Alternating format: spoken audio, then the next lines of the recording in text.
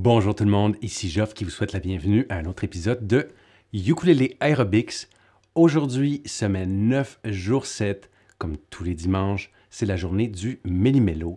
Et pour faire changement cette semaine, plutôt que d'avoir une journée supplémentaire fingerstyle, eh bien, comme vous venez de l'entendre, vous avez une journée supplémentaire rythme. C'est toujours agréable les rythmes.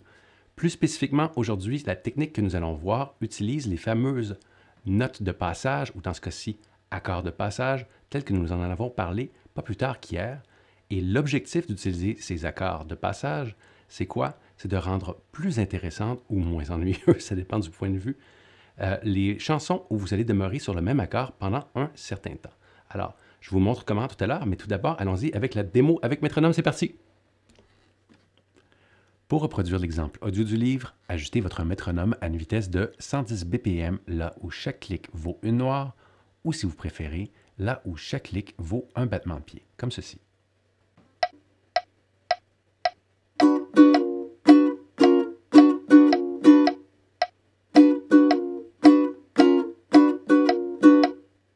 Pour la vitesse réduite, ajustez votre métronome à 50 BPM et activez les subdivisions en croche swing, comme ceci. Pour ce qui est de la façon de compter, ça va donc donner 1 et 2 et 3 et 4 et ainsi de suite.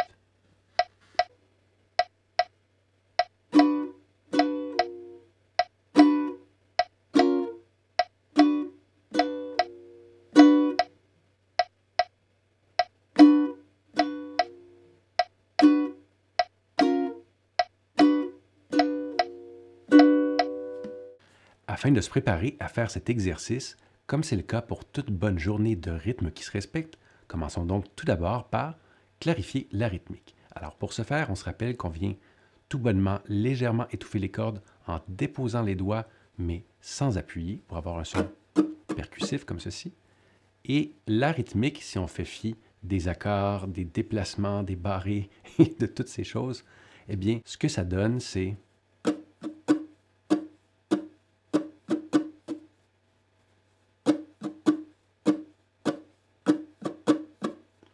Autrement dit, plus lentement, bas, haut, bas, bas, bas, bas, haut, bas, haut. Encore plus lentement, bas, haut, bas, bas, bas, bas, haut, bas, haut. Pour ceux et celles qui préfèrent l'anglais, je m'occupe de vous à l'instant. Allons-y avec down, up. Down, up, down, down, down. Down, up, down, up. Comme vous pouvez l'entendre, cette rythmique n'utilise pas des croches bien droites, mais plutôt des croches shuffle. Ceci étant dit, la prochaine étape serait donc d'incorporer au moins un accord, histoire d'amener le tout un peu plus loin. Je vous propose donc de commencer par l'accord de si mineur. Autrement dit, on va jouer la rythmique et on va tenter l'impossible, y ajouter un accord. Alors c'est parti avec l'accord de si mineur.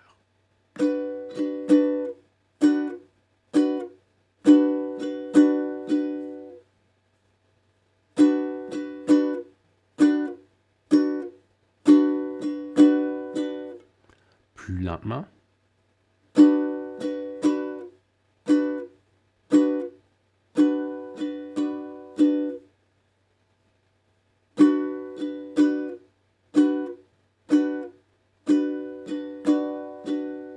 Voilà. Je ne sais pas si vous avez remarqué, mais en ne jouant qu'un seul accord tout en gardant la rythmique, on se rend compte que l'essence de cette rythmique tient vraiment dans cet accord et ce rythme. Donc, par conséquent, l'accord de passage est carrément de l'ornementation. Ce n'est pas nécessaire pour maintenir, je dirais, l'âme, c'est peut-être exagéré, mais l'âme de cet exercice rythmique.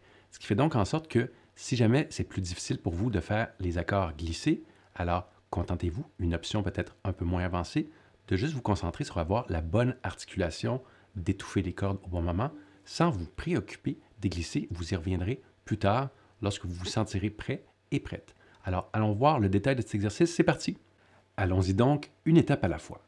La première chose à faire, c'est de placer votre main qui est sur le manche afin d'effectuer un accord de si mineur. Si jamais vous avez oublié comment faire un si mineur, je vous encourage à écouter la semaine 9, jour 1. On en a parlé il n'y a pas si longtemps, hein, c'était juste il y a 6 jours après tout. Donc, appuyez sur pause, retournez voir cet épisode, savoir comment on fait un séminaire. Pour ceux et celles qui s'en rappellent un peu plus, alors c'est un barré à la deuxième frette avec un doigt, donc probablement le troisième doigt, 2 cases plus loin sur la quatrième corde. Donc, voici pour le si mineur. On vérifie toujours contrôle qualité de nos accords. C'est très bien. J'approuve. Ce si mineur est approuvé. Très bien. Alors, on se rappelle que la rythmique commence par bas-haut. Ça tombe bien, ça va être bas-haut et dans les deux cas, on va tenir le si mineur. Alors, on y va en swing tranquillement. Bas-haut. Pas plus compliqué que ça. On le refait encore en boucle. Bas-haut. Je laisse passer quelques coups dans le vide, histoire de bien bas-haut. Très bien. Une fois que ça c'est fait, prochaine étape.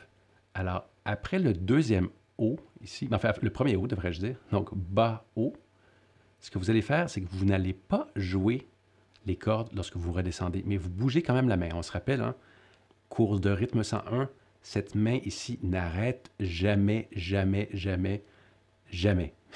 Est-ce que je l'ai assez dit? Jamais. Alors, ce que ça donne, c'est bas-haut. On va faire ce qu'on appelle un ghost strum. Et tandis qu'on fait le ghost strum, la main qui est sur le manche, ce qu'elle va faire, c'est qu'elle va venir glisser. Alors, pour que ça fonctionne, c'est vraiment important de quand même garder une bonne pression. Alors, c'est sûr qu'il faut légèrement relâcher la pression pour pouvoir glisser. Par exemple, si vous tenez le tout de toutes vos forces, c'est possible que ça ne bouge plus. Alors, assez pour pouvoir vous déplacer, mais c'est normal qu'on sente la barrette ici, également appelée frette en québécois. On va la sentir lorsqu'on passe. Alors, c'est normal. Ne vous faites pas mal. J'espère que vos frettes ne sont pas coupantes. Si jamais vos frettes sont coupantes, de toute façon, il est temps d'aller voir votre ami le luthier. Alors, ça donne ceci donc. Bas, haut, bas, haut, bas, haut, ghost strum, glisse. Bas, haut, ghost strum, glisse. Bon, c'est sûr que je ne peux pas le dire assez vite, mais vous avez l'idée donc. Ça vaut la peine de s'entraîner jusqu'à ce que ça fonctionne pour vous. Petite mise en garde, si vous allez trop lentement, particulièrement si vous avez un ukulélé un peu plus petit comme un soprano par exemple, ou même certains concerts, ça dépend également de vos cordes et du bois de votre ukulélé s'il est en bois. Alors, il ne faut pas attendre trop longtemps parce que le son risque de mourir si vous allez trop lentement. Donc, vous avez été mis en garde. Ça donne ceci.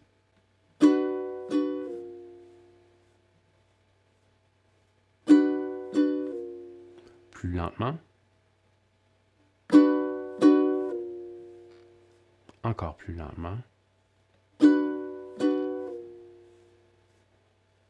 Voilà. Prochaine étape. Alors, une fois qu'on a glissé ici et qu'on a fait notre ghost strum vers le bas, il va y avoir un autre ghost strum histoire de revenir. Donc, vraiment 2 ghost strums de suite, hein, c'est pas pour dire. Alors, ensuite, on va venir replacer nos doigts, donc on reglisse, mais ça ne sera pas audible. Et on va faire encore une fois un si mineur et on va arriver ici idéalement avec un staccato. Alors, on se rappelle le staccato, l'objectif c'est que dès que j'ai frappé les cordes, je veux légèrement relâcher la pression, un peu comme on le fait lorsqu'on fait des exercices où on tente de clarifier la rythmique. Donc, c'est la même technique que pour avoir un son percussif. Donc, on ne lâche pas complètement la main, bien entendu, mais juste assez, histoire que les cordes cessent de résonner. Et évidemment, particulièrement votre index devrait être en contact avec toutes les cordes. On peut voir ici, histoire de les étouffer toutes à la fois. Donc, c'est parti. Et staccato. Encore une fois. Plus lentement. Encore une fois. Très bien. Alors, ensuite, on est presque rendu à la fin de la première mesure. Une fois qu'on a fait ça, donc on est sur le si avec le staccato, on va faire aussi un staccato, mais sans glisser. On va juste déplacer la main sur l'accord qui est juste dessous ici. Voilà. Alors, un staccato. Donc, ça donne ceci.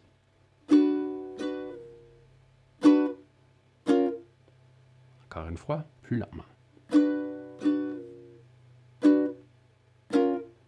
Encore plus lentement.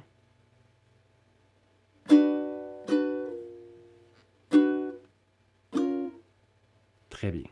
Si jamais vous n'arrivez pas à faire les staccato, du moins pas au début, ce n'est pas la fin du monde, vous pourrez les ajouter plus tard.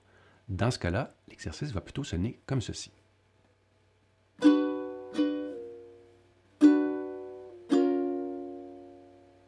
Encore une fois.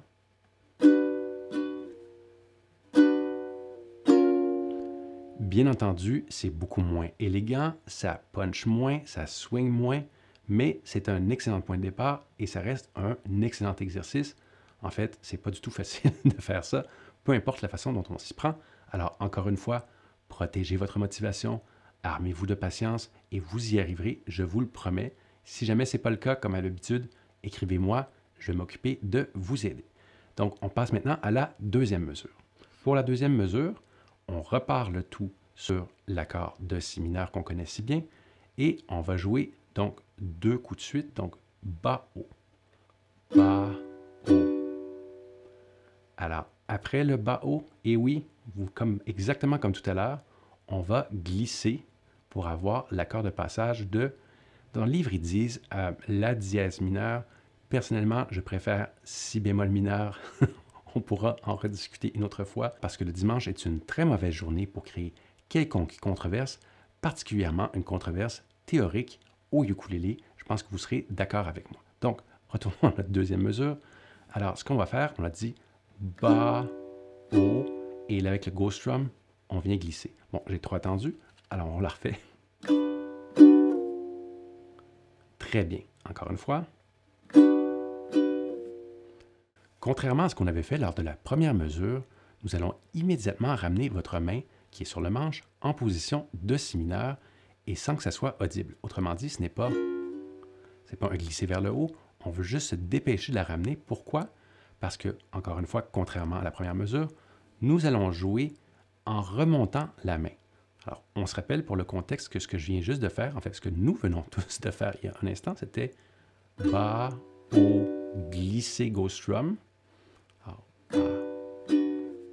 Donc, on est sur le temps ici et on se dépêche de venir replacer la main en si mineur et sur le up ou sur le haut, le contretemps, appelez ça comme vous voulez, on va venir jouer le si mineur. Alors, si on met tout ça ensemble, ça donne ceci. Tel que promis en début d'émission, je vous donne 3 trucs qui vous permettront de pimenter votre jeu de ukulélé en y incorporant le concept d'accord de passage. Alors, premier truc, c'est que ça fonctionne beaucoup mieux si vous utilisez des accords déplaçables. Exemple d'accord déplaçable, l'accord 7e que nous avons vu pas plus tard qu'hier. Alors, ça fonctionne très bien, on l'a fait hier. Très bien. Un autre type d'accord déplaçable qui fonctionne très bien, et oui, vous aurez deviné, les accords barrés, c'est ce qu'on a fait aujourd'hui. Tous les accords barrés. Je sais ce que vous allez me dire, oui, mais c'est difficile les accords barrés, et vous n'avez pas tort. Par ailleurs, j'en profite pour vous inviter à écouter la vidéo qui traite des accords barrés, histoire de vous aider, mais ça peut vous servir de motivation. Je m'explique, lorsque vous avez accès aux barrés dans votre jeu, il y a tout un monde qui s'ouvre à vous, autant au point de vue des articulations, des embellissements, de l'expression, des staccato, etc., etc. Donc, ça vaut vraiment la peine. Il y a même certains styles où c'est indispensable. Je pense, par exemple, au reggae. Donc, travaillez vos accords barrés, soyez patient et patiente, ça va venir. Ce n'est pas rare que ça prenne plusieurs mois de pratique assidue. Encore une fois, on met une limite histoire de protéger notre motivation, mais surtout de protéger vos mains parce que c'est très exigeant au niveau des mains, les barrés, particulièrement quand on commence. Donc, ça c'est pour... C'était un conseil plutôt long. Donc, premier conseil, des accords déplaçables. Deuxième conseil, utilisez vos oreilles. Je m'explique, selon le cas de figure, c'est-à-dire selon la chanson, selon l'accord de passage sera situé soit une seule case plus bas ou parfois 2 cases plus bas. Donc, bien entendu, ça veut également dire que vous devrez faire un peu de planification, c'est-à-dire que si par exemple, mon premier accord est ici et que j'ai besoin en réalité de jouer 2 cases plus bas, alors une première case, oh là je manque de cases, qu'est-ce que je vais faire? Bien, je vais utiliser la position à vide, ce qui ne me permet pas vraiment de faire donc le côté glissé. Dans ce cas-là, trouvez-vous un accord déplaçable qui vous laisse assez d'espace pour avoir les 2 cases. Alors, juste pour vous illustrer, donc ça fonctionne très bien. Ou encore, pour une case de différence, quelque chose comme...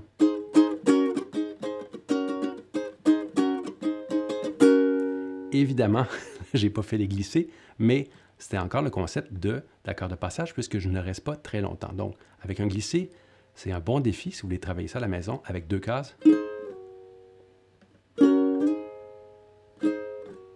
Alors, pour ce défi, ce que je vous encourage à faire, c'est qu'on veut éviter d'entendre l'accord qui est entre les deux. Donc, on ne veut pas mettre un accord de passage à l'intérieur de l'accord de passage. Donc, ce n'est pas...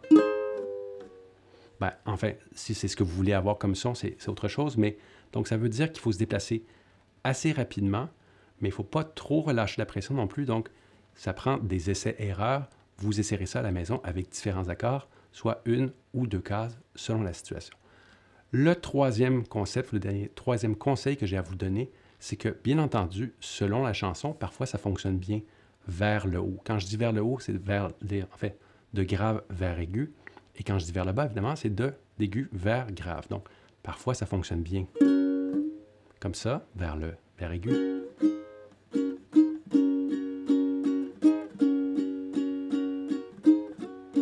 Parfois, ça sera vers le bas, comme nous l'avons vu jusqu'à présent. Le meilleur truc que je peux vous donner pour savoir si c'est lequel des deux qui fonctionne, encore une fois, utilisez vos oreilles, mais surtout, ne restez pas trop longtemps sur l'accord de transition. C'est le but. Il faut toujours revenir à la maison, c'est-à-dire à l'accord principal. Puisque comme on l'avait vu en début d'exercice, lorsque je joue, par exemple, juste le si mineur avec la rythmique, ça garde l'âme de l'exercice intacte. Donc, ça fait le tour de ce que j'avais à dire aujourd'hui sur cet exercice. J'espère que vous avez passé une bonne journée. On se revoit demain pour la semaine 10. Wow, déjà. Allez, salut tout le monde, bye!